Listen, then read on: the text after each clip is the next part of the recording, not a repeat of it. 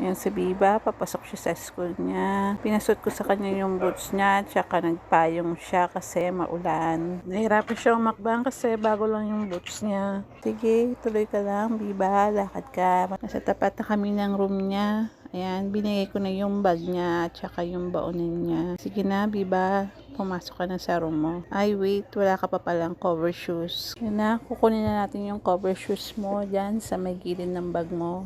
Wait lang. Ayan, suot mo na, Biba, yung cover shoes mo.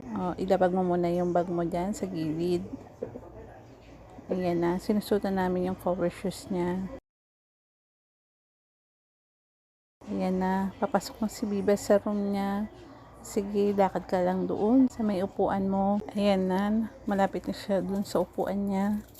Nilapag niya na yung mga gamit niya sa upuan. Ayan na, magbababay na ako kay La Biba. Bye-bye, Biba. Susundin ka namin mamaya ni Luna. Mag-11 AM na. Susundin na namin si Ate Biba. Sama ko nga pala si Luna. May dala siyang payong. Tapos tinaas niya yung face mask niya. Sige, maglalakad na kami. Medyo mahaba yung lakaran namin. Eto, malapit na kami sa harapan ng school ni Biba. Pero, hindi dyan susunduin.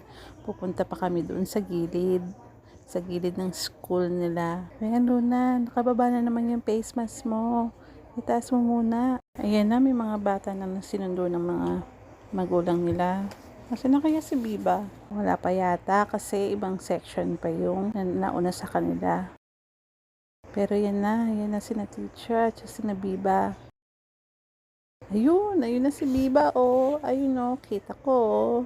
Hi, Biba! Ate Biba! Hi! Ayan, punta kami dun sa harapan ng gate para makita na namin si Biba. Ayan, kuya, pakitawag na po sila Biba. Hello, teacher. Ayan, yan na si Biba.